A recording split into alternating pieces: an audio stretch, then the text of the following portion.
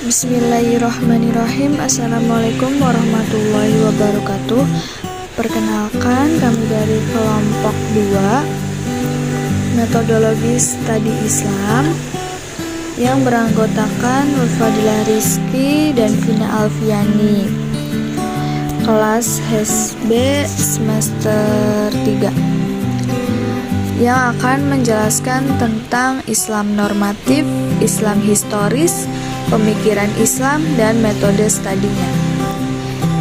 Di sini saya sendiri, Nurfadilah Rizky, NIM 2008-2020-48, yang akan menjelaskan tentang pengertian Islam normatif, pengertian Islam historis, dan pengelompokan Islam normatif dan historis. A. Pengertian Islam normatif. Normatif berasal dari kata norm, yang berarti norma, ajaran, acuan, ketentuan tentang masalah yang baik dan buruk yang dilakukan dan tidak boleh dilakukan. Islam normatif adalah Islam sebagai wahyu dan pada dimensi sakral yang diakui adanya realitas transendental yang bersifat mutlak dan universal, melampaui ruang dan waktu atau sering disebut realitas ketuhanan.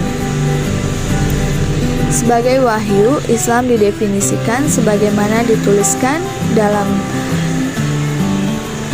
ayat di bawah ini, yang artinya wahyu ilahi yang diwahyukan kepada Nabi Muhammad SAW untuk kebahagiaan kehidupan dunia dan akhirat.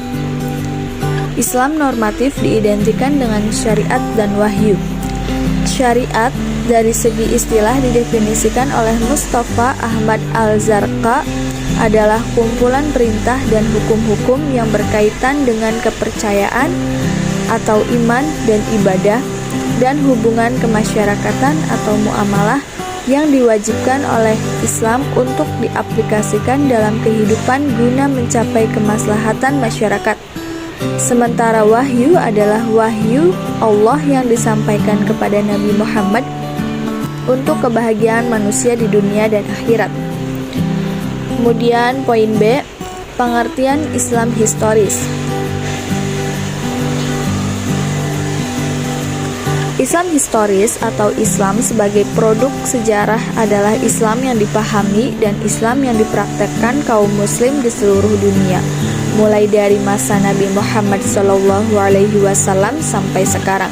Sementara oleh Lakatos, Islam historis merupakan domain yang bersifat yang disebut dengan protectivable, yakni domain utama dari apa yang disebut sebuah ilmu, sistem pengetahuan yang secara langsung dapat dinilai, diuji ulang, diteliti, dipertanyakan, direformasikan ulang, dan dibangun kembali.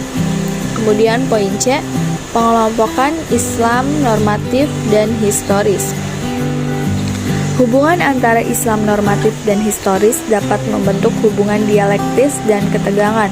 Hubungan dialektis terjadi jika ada dialog bolak-balik yang saling menerangi antara teks dan konteks.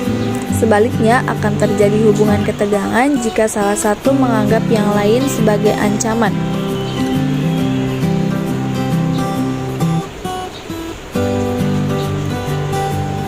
Terlepas dari pengelompokan Islam normatif dan historis ke dalam berbagai kajian, yang terpenting untuk dipahami adalah keduanya memiliki hubungan timbal balik. Hubungan di antara keduanya dapat berbentuk dialektis maupun ketegangan.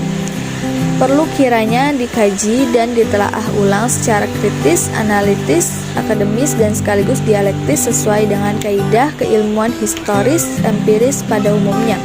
Dengan demikian, hubungan antara keduanya terasa hidup, segar, terbuka, dan dinamis.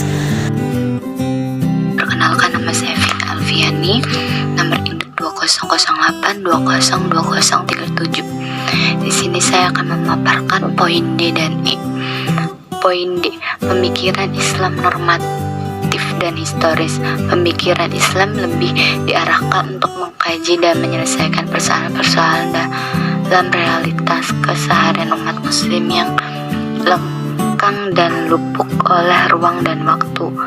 Al-Wagai khairum tanahiyah.